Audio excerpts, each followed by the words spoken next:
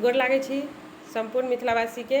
आ अखन एलहुँ कहऽ के लेल जे तीज के जे हम सब पूजा करै छियै तेकर हम किछु विधि विधान अहाँ सबके देने छलहुँ। तऽ ओहिमे एगो दूगो बहिन कमेंट की केलखिन हँ जे हमसब फोटोके पूजा करै छी और माटिके नहीं करै छी, तऽ हमसब माटिके केना कऽ करब कहि कऽ, या कऽ सकै छी कि नहीं कऽ सकै छी। तऽ हम ओहि बहिनके लेल कहऽ चाहब जे हाँ अहाँ सब फोटोके पूजा नहीं करू, माटिके भोला बाबा शिवलिंग जेना बनै छै तेना शिवलिंग बनाउ और गौरी जी के प्रतिमा बनाउ। गौरी जी के कहबै प्रतिमा केना बनेबै, तऽ जहिना भोला बाबा के शिवलिंग रहै छै ऊपर और बनायल रहै छै, और गौरी जी के तऽ अहाँ मुँह कान जेना होइ छै तेना दऽ कऽ माटि, अहाँके कहावत छै एकटा कि जे जिनका जै रूपमे पूजबै अहाँके ओही रूपमे आशीर्वाद भेटत। तऽ हमसब गौरी के संग महादेव के पूजा करै छी एहि लऽ कऽ जेना हुनकर जोड़ी सब दिन बनल छै, जन्मो जन्मांतर तक बनल छै आ हुनकर पूजा हमसब सब स्त्रीगण करै छी।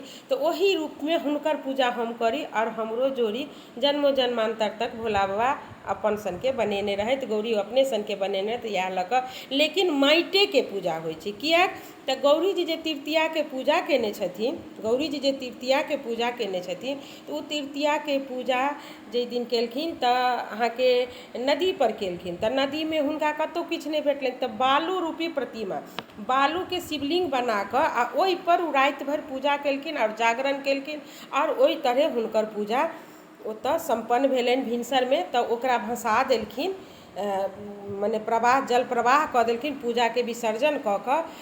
ताहि दिनसँ हमहूँ सब जे पूजा करै छी तऽ भोले बाबाके माटिके भोला बाबा और गौरी जी बना कऽ पूजा करै छी, फोटोके नहीं करै छी। फोटोके अनदिना करै छी, लेकिन तीजके जे पूजा घरमे जखन जतऽ करै छी तऽ ओ पूजा करै छी। हम अपन पूजा एहि बेर तीजके करब तब जरूर कोशिश करब जे अहाँ सबके हम देखाबी जे हम केना बनबै छी। चलू गोर लागै छी, अहाँ सबके केहन लागल कहब।